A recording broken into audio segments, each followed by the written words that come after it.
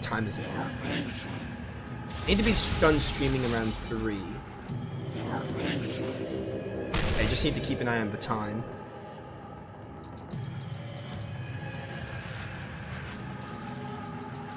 What am I doing here? I don't know, maybe this will do something. Oh, nice, now it's weak to it. Alright. Yeah, this fight makes no sense to me. This fight makes no sense to me.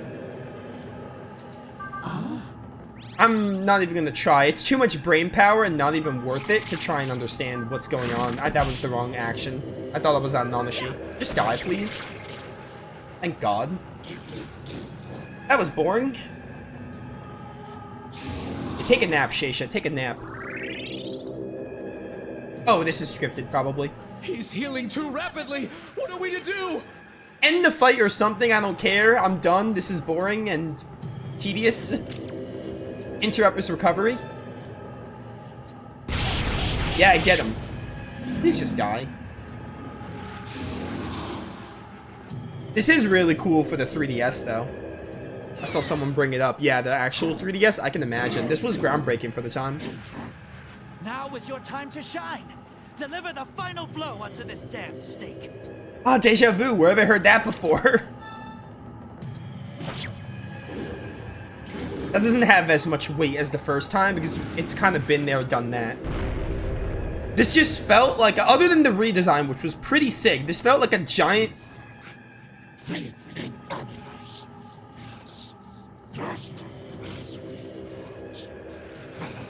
Yeah, until you come back a third time. And we shall.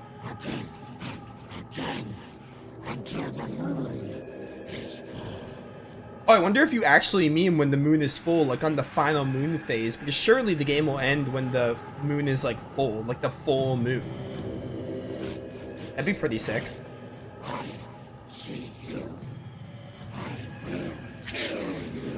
Doubt it. What just happened? Anyway, that felt like a giant rehash of the other Shesha encounter. Kind of felt like been there, done that. Like, that felt like a giant rehash of what we already did with Shesha. And I know they said, like, oh, Shesha's gonna be a threat that keeps on coming, but, like, it didn't really stand out from the other encounter we had, other than the redesign. Which did look kind of cool, but it doesn't even compare to the first one we did. Or the, you know, the time when we actually beat Shesha, because we encountered Shesha the first time, couldn't kill it, that was good. They established how much of a threat it can be. Then we fought Shesha and we actually killed it temporarily, and that was pretty sick. Probably like the best part of the story if I had to pick something that was pretty hype. And then there's this, and I imagine we'll get Shesha again, maybe at the end of the game? If the game's just gonna end on a full moon, like when the moon is full, so on 8 out of 8 moon? The final moon phase? Because that's what it seems like this game is doing. Since we're on the half moon, we'll probably give or take like halfway through the game. Honestly, I kind of hope we are, because, as I've said, I'm growing lukewarm on this game entirely.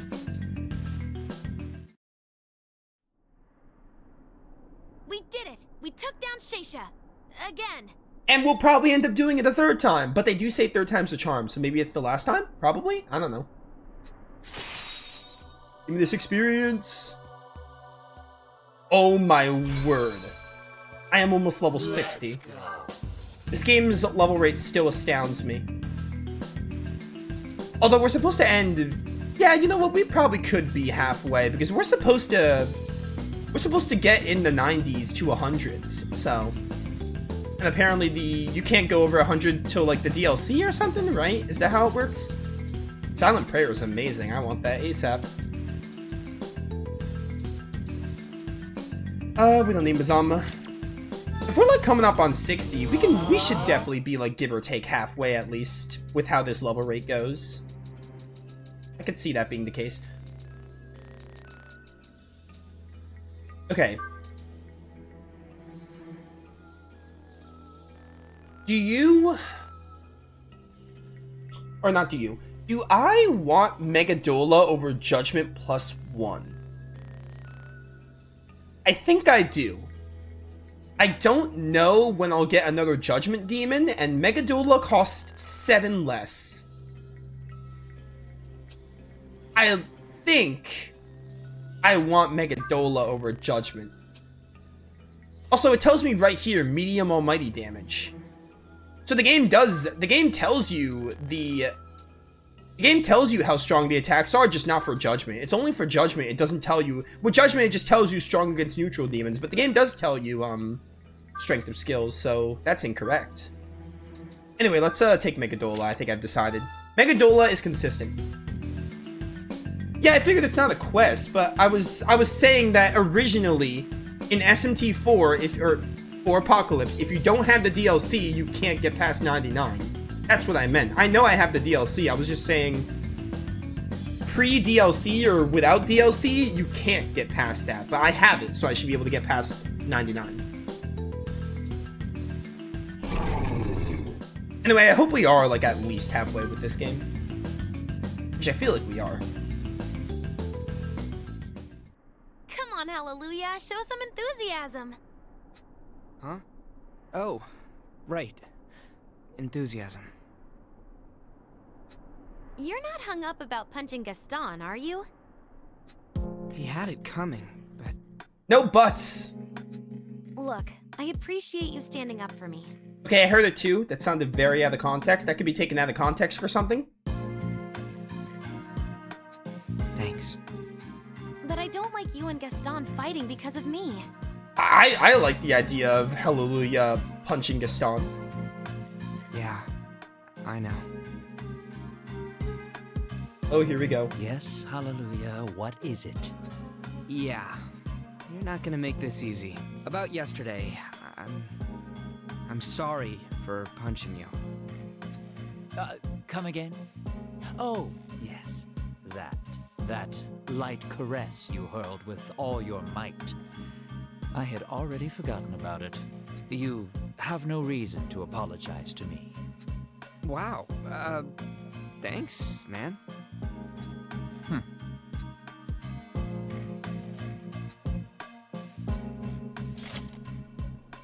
Gaston's gauntlet suddenly springs to life. It seems he received a message. Oh, hi. I saw you in the fusion list. I don't know your name, though. Congratulations on defeating Shesha. I am Aureus, servant of Lord Lucifer. You do know the defeat of Shesha is temporary, right? I come bearing a new mission for you. Do you now? A mission? Yo, are we ever gonna, like, see more of Jonathan and Walter, aka Merkaba and Lucifer? An army of angels is on the march towards Tsukiji Konganji. With Shesha defeated, Merkaba thinks the time to strike against the powers is now. That is indeed Lord Merkaba's plan. Gaston raises his hand, tapping his gauntlet. My orders are to head to Kongaji as well. I will meet with the gathered angels there. You have one of Merkaba's samurai with you? I see. Well, any of you not a minion of Merkaba, come work for us. We demons won't be upstaged by the angels. You demons are so stubborn, so are the angels. New quest pops up. Oh my word, the money. Angel forces are making their way towards Tsukiji Konganji. We need to reach the temple, defeat the divine powers, and rescue Flynn. Looks like the hunters are getting in on this too. Better head to Tsukiji Konganji, not to fight for the angels or the demons, but to rescue Flynn. I also really hate the way they're tackling Flynn in this game, like, a lot. The thing is, SMT4 Apocalypse, for every, like, kinda neat thing I can say something pretty bad. Like, I feel like it has some cool ideas, like, one step forward, two steps back. I think would be a good... What is happening with my controller? I think that'd be a good way to describe it. Like, for every, like, kind of cool idea it has, it does something with it that's like, oh, I'm not so sure about that.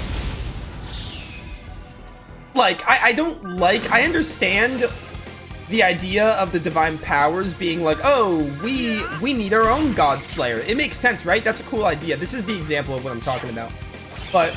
cool idea, right? Divine powers using Flynn as their God Slayer. Cool, pretty cool. Kind of like how Nanashi is a God Slayer now. and like Flynn and Nanashi are Godslayers kind of on opposite sides, even though Flynn is not really, he's not willingly against us, but he was essentially like kidnapped, taken, whatever from the Divine Powers. But that's cool, right? That's cool. I'm giving it credit for that. What I don't like is how it makes Flynn feel like he needs to be rescued, and like how it just makes Flynn's strength feel diminished, especially when he was the protagonist we played as in the original 4th game. So like, a cool idea, but like it also has its drawbacks, and it has things about it that I don't— oh, the Jaded Dagger. I don't know where the wall is. I don't know. I'm not trying to say Apocalypse sucks. The game is still like pretty good. It's like fine to pretty good. It is probably, so far, unless the second half really ramps up with events and story, it is looking like it's going to be my least favorite SMT game. Which, as of now, I think my least favorite SMT game is Nocturne, and I like Nocturne a good bit. But, like, unless the story really ramps up, it's looking like it's going to be my least favorite. Which I wasn't expecting. But it's definitely not a bad game. But it is just like I'm playing an SMT game. Apocalypse just hasn't really done anything that's like, oh, this is why I'm happy to be playing Apocalypse specifically. It's kind of just like I'm playing SMT. It has all the bells and whistles, right, of SMT. But like, so do Nocturne, 4, 5 Vengeance, etc. But yeah, you know. I'm not bored with the game, per se. I'm still having a good enough time, but I do like, I'm growing more lukewarm on it. Until the story starts to ramp up. There's nothing here besides the fun, classic SMT gameplay, which again, is the gameplay. It's still the same gameplay as like, even with the additions, it's still the gameplay of the other SMT games. Even with all the additions, it still has all the bells and whistles. Other than that, there's really not much in this game that's like doing it for me, basically. It's good, but like, it's like fine to good. That being said, the story has a chance to ramp up. It seems like we're more or less halfway through the game, or maybe more, or maybe less, or we gotta be at least halfway, surely. At least. So, by that logic, the game still has a chance to grip me in the end, because Nocturne did. The story in Nocturne, the second half, was like a lot better. They did a lot better with some of the ideologies and themes in the second half, so I liked it a lot more. Because the first half was kind of bare bones and nothing, kind of like this game. So there is a chance for this game to do something for me. All hope is not lost, but as of now, it's very meh.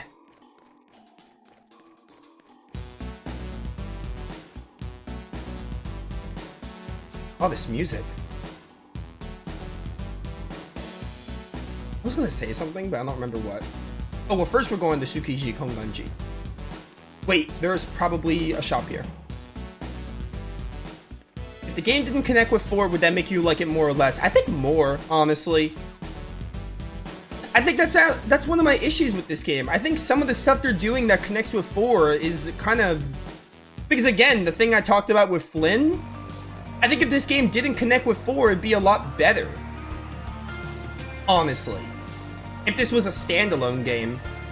I think as a 4, like, sequel, side equal, whatever, it takes place at the end of the game of 4 and, like, continues on, but based on the neutral ending, what if, whatever. Based on the game of 4, I think it's actually worse. I think I'd actually be a little... That would definitely make it better. I'd still feel mostly the same, but...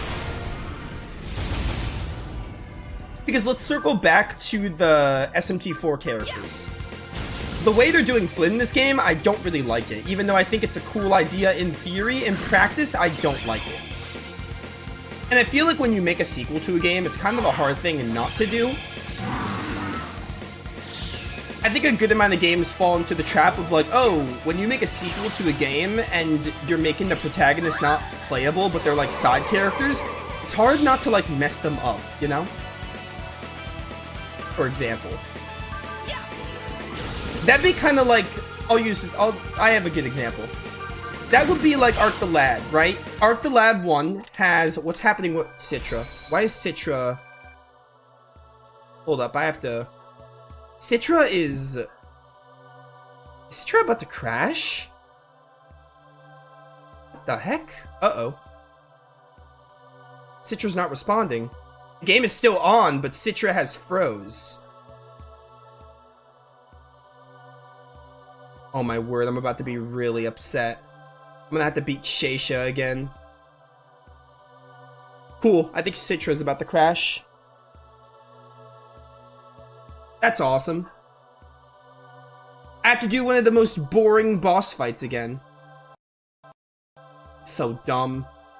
Citra has like, I'm gonna wait for it to respond and see if it responds. If not, I'm gonna have to close it.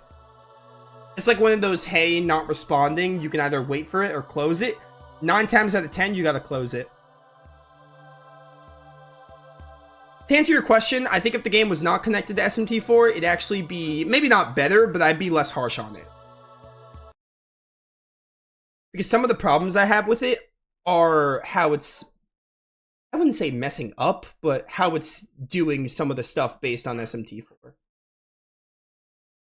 Okay, we're gonna have to fight Shesha again. This sucks.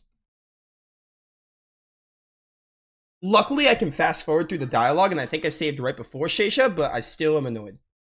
Because Citra has, like, never had this problem before. I don't think I ever had a problem like this when I played Devil Survivor or SMT4. I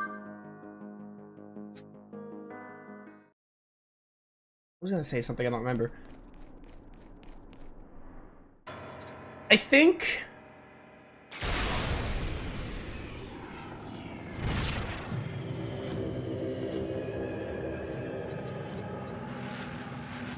if the game... Luckily I know how to do this fight now. Sort of, it's still really boring. The game would still not be better if it was not connected to SMT4, but I would be less harsh on it because some of the problems I have with it are how it's doing the stuff based on SMT4. But also, there's another case to be said. Again, 1 step forward, 2 steps behind is really how I would describe my thoughts on this game partially. Because you mentioned people were talking about like the different factions having a bigger role in the game. That's pretty cool, and it's kind of nice seeing the world at the end of 4 and post 4 events, or some of the SMT4 events, so it's kind of cool. I don't think they're executing a lot of things well. So like in theory it's cool, I just don't think it's good in practice. I don't think they're doing much with it that I care for. So it's another case of like cool idea, but kind of messed up the execution, I think. Anyway, I was gonna give an Arc the Lad example, right? So the way they're doing Flynn in this game, with Arc the Lad 2, they take an approach with Arc where they make Arc seem like a villain and like a vigilante badass, if you will. That would be like an Arc the Lad 2 if they made Arc like need to be rescued.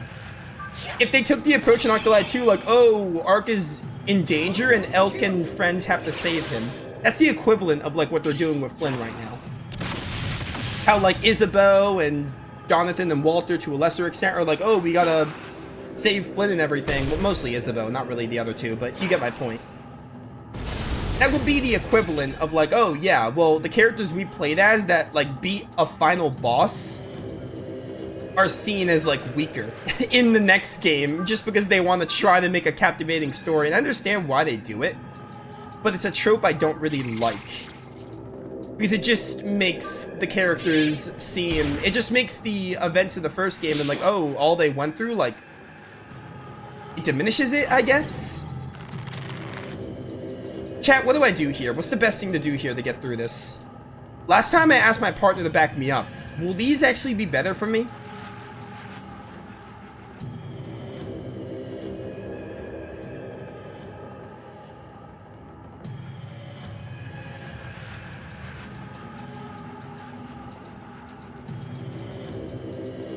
I think it's defend. I have no other leads. I'm gonna trust you. Just because I have no other leads. Alright, that did reduce the damage. I'll take it. This fight is so boring. I didn't like doing this fight the first time. Why would I want to do it a second time? Alright, so I will save more often in this game. Citra has never had a problem with me. Actually, when I did SMT4, did I have this new PC? I'm trying to remember. I think I did. I got this new PC in 2024. Yeah, so I would have had this PC. I know when I did Overclocked, I did not. Because I did Overclock back in, like, 2022? Because I've never had Citra crash like that before. Like, ever.